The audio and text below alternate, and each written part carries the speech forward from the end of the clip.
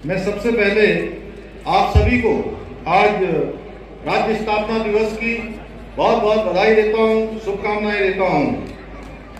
और अभी विगत दिनों अल्मोड़ा जिले में हुई भीषण बस दुर्घटना में दिवंगत हुए सभी हमारे बीच के भाई बहनों को, बच्चों को, जिन्होंने जो हमारे बीच में अब नहीं रहे, उनको अपनी श्रद्धांजलि अर्पित करता हूं तथा बाबा केदार से घायलों के लिए प्रार्थना करता हूं कि वो शीघ्र स्वस्थ हों।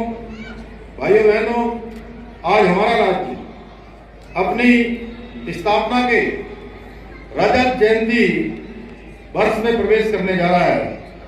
इस अवसर पर मैं उत्तराखंड राज्य निर्माण में अपना सर्वोच्च निछावर करने वाले सभी अमर शहीदों, राज्य आंदोलनकारियों एवं मातृशक्ति को श्रद्धापूर्वक नमन करता हूं। आज के इस अवसर पर मैं पूर्व प्रधानमंत्री, भारत रत्न, परम श्रद्धेय स्वर्गीय श्री अटल बिहारी वाजपेयी जी को भी नमन करता हूं, जिनके प्रधानमंत्रित्व काल में उत्तराखंड राज्य की स्थापना का सपना साकार हुआ। यह हम सभी के लिए हर्ष की बात है कि स्वर्गीय अटल जी द्वारा पुष्पित और पल्लवित हमारा उत्तराखंड आज प्रधानमंत्री आदरणीय श्री नरेंद्र मोदी जी के नेतृत्व में देश का अग्रणी राज्य बनने की ओर अग्रसर है। भाइयों बहनों, आदरणीय मोदी जी के मार्गदर्शन एवं सहयोग से सभी क्षेत्रों में हमारे प्रदेश का इंफ्रास्ट्रक्चर आज तेजी से मजबूत हो रहा है।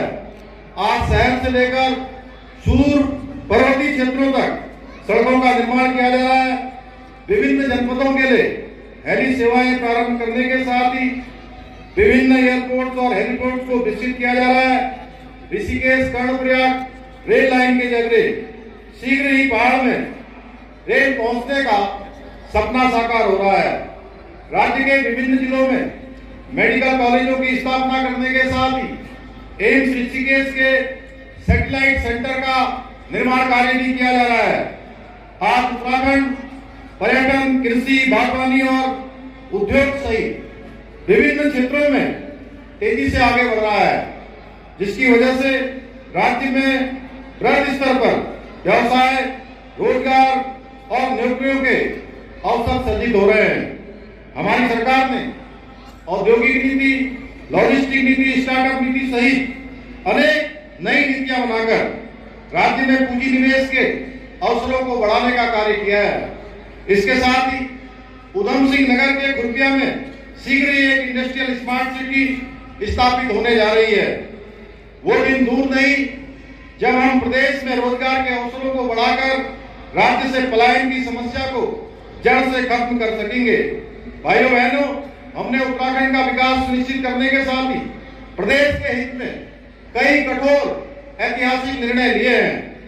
यूसीसी का कानून पास करना हो, देश का सबसे बड़ा नकल विरोधी कानून लागू करना हो, या फिर धर्मांतरण रोधी कानून हो या दंगा रोधी कानून लागू करना हो, हमारी सरकार ने प्रदेश में सुख, शांति और सुशासन स्थापित करने का प्रयास किया है।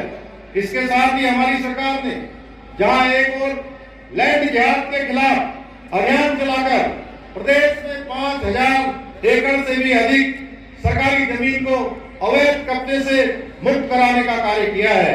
वहीं सरकारी नौकरियों में राज्य आंदोलनकारियों को 10% एवं महिलाओं के लिए 30% क्षैतिज आरक्षण लागू करने का ऐतिहासिक कार्य भी किया है।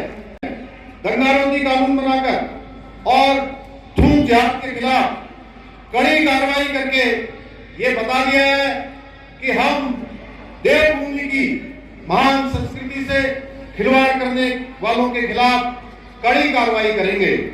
हम शीघ्र ही राज्य में एक सख्त भू कानून लाकर राज्य के मूल स्वरूप के साथ खिलवाड़ करने वालों के खिलाफ भी सख्त कार्रवाई सुनिश्चित करेंगे।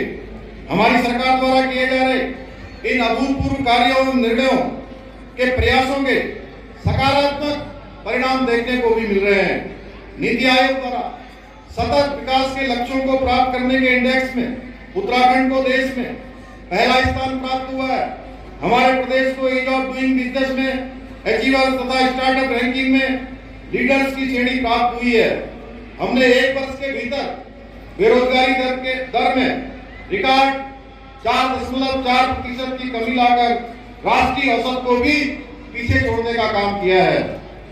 भाइयों बहनों, उत्तराखंड के लोग अपनी प्रतिभा, लगन, परिश्रम, ईमानदारी और निष्ठा के बल पर देश विदेश में उत्तराखंड का नाम रोशन कर रहे हैं। पिछले वर्ष की भांति ही इस वर्ष भी राज्य के ऐसे 5 प्रतिभाशाली व्यक्तित्वों को उत्तराखंड गौरव सम्मान पुरस्कार से सम्मानित किया जा रहा है।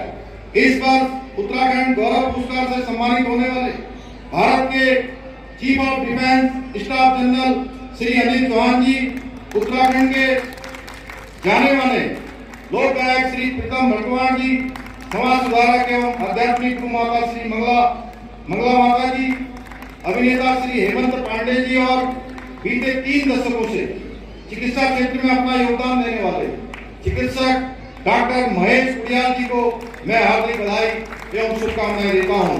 भाइयों बहनों, आज के इस अवसर पर मैं निम्न घोषणाएं भी करना चाहता हूं कि राज्य में सड़क दुर्घटनाओं को प्रभावी रोकथाम हेतु विभिन्न विभागों को साथ लेकर समग्र नीति बनाई जाएगी।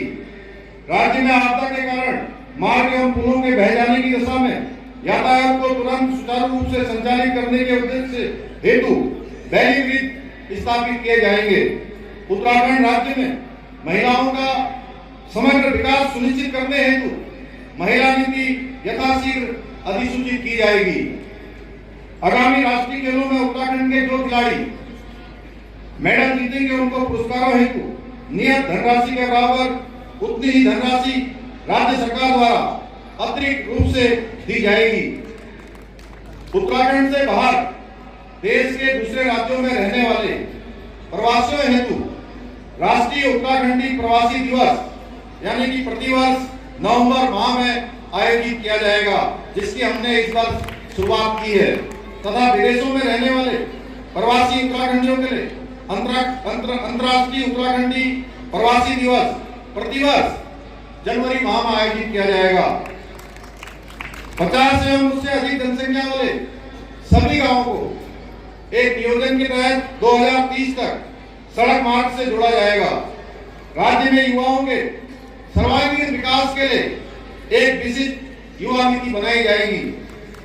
सड़कों की गुणवत्ता सुनिश्चित करने हेतु कॉन्ट्रैक्टर एवं अभियंताओं का उत्तरदायित्व निर्धारित करने के लिए विशेष प्रक्रिया बनाई जाएगी। महिलाओं को प्रसव के दौरान जच्चा बच्चा की देखभाल हेतु मुख्यमंत्री जच्चा बच्चा प्रोत्साहन सहायता प्रदान करने के लिए कार्रवाई प्रारंभ की जाएगी। भाइयों बहनों, मुझे पूरा विश्वास है कि आज से प्रारंभ होने जा रहा राज्य स्थापना का ये रजत जयंती वर्ष उत्तराखंड को देश के अग्रणी राज्य बनाने की दृष्टि से ऐतिहासिक वर्ष साबित होगा। मैं आज के इस अवसर पर आप सभी को यह विश्वास दिलाता हूं कि हमारी सरकार उत्तराखंड को देश का श्रेष्ठ राज्य बनाने के लिए विकल्प रहित संकल्प के मूल मंत्र के साथ निरंतरता और ध्येय के साथ काम करती रहेगी। मैं इन्हीं शब्दों के साथ आप सभी का हृदय से धन्यवाद करते हुए आप सबको शुभकामनाएं देते हुए अपनी बात को समाप्त करता हूं। बहुत बहुत धन्यवाद। जय हिंद, जय भारत, जय उत्तराखंड। बहुत बहुत धन्यवाद महोदय। कार्यक्रम के अगले क्षण में माननीय मुख्य अतिथि महोदय के कर कमलों के माध्यम से पदक अलंकरण किए जाएंगे।